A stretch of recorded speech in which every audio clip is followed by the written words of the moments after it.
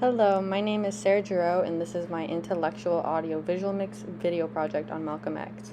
Malcolm X was one of the most influential activists during the Civil Rights era.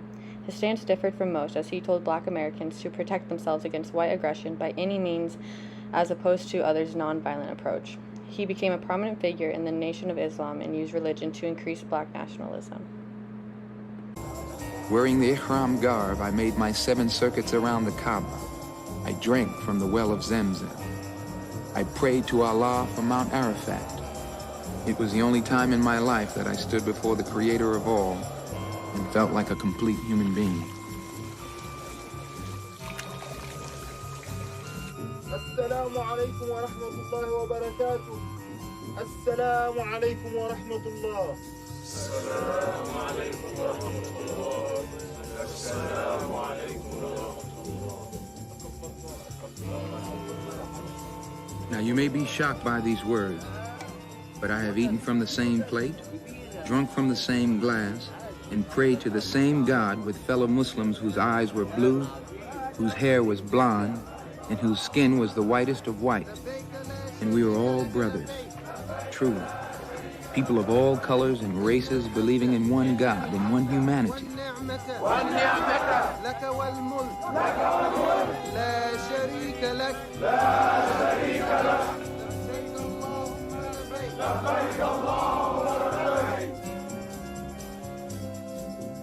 Each hour here in this sacred land enables me to have a greater spiritual insight into what is happening in America. The American Negro can never be blamed for his racial animosities. He's only reacting to 400 years of oppression and discrimination. But as racism leads America up the suicidal path, I do believe that the younger generation will see the handwriting on the wall, and many of them will want to turn to the spiritual path of the truth.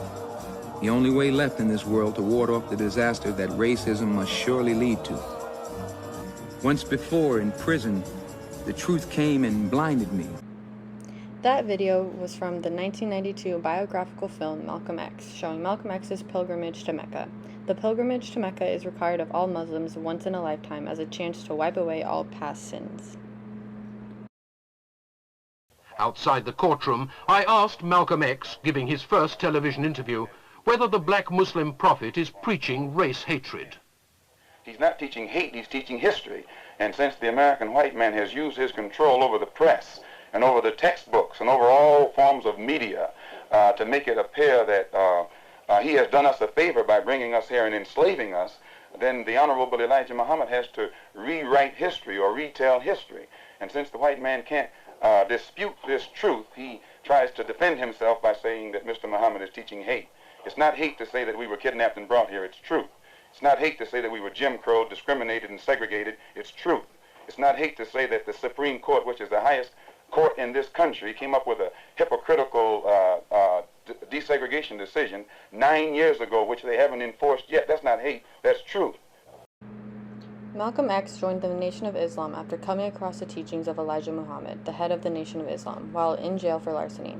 In this interview, Malcolm X is talking about Elijah Muhammad's belief, which are the truth of black Americans that are often hidden by white people. If the concept of God has any validity or any use, it can only be to make us larger, freer, and more loving. If God cannot do this, then it is time we got rid of him. This quote is from The Fire Next Time by James Baldwin, where one of the letters discusses Baldwin's dinner with Elijah Muhammad, where Muhammad is hoping to get Baldwin to join the Nation of Islam. This quote is Baldwin's conclusion on religion, where he realizes Christianity was used to create power of white people over black people, and therefore he and other black people cannot find freedom from Christianity's God. This is also the logic in the Nation of Islam. It stated in a newspaper article about an effort to take my life back in January, and at that time the Muslims denied it. Why are they threatening your life? Well, primarily because they're afraid that I will tell the real reason that I'm out of the black Muslim movement, which I never told. I kept to myself. But the real reason is that Elijah Muhammad, the head of the movement, is the father of 8 children by 6 different teenage girls. 6 different teenage girls who were his private personal secretary. The one who first made me aware of this was Wallace Muhammad, Mr. Muhammad's son. And it was their fear that if I remained in the Black Muslim movement and this came into the knowledge of his followers, that they would leave him and follow me. A plan immediately was set in motion to take me down, put me out. And the statement that I made about Kennedy was used as a pretext to take me down. Did you get out of the... What will you take to protect yourself from this threat? I take no steps. I have a rifle. If anybody comes to my house without a good reason, I intend to try and use it, and that's all. Malcolm parted with the Black Muslim movement, explaining why in the previous clip, filmed in 1964.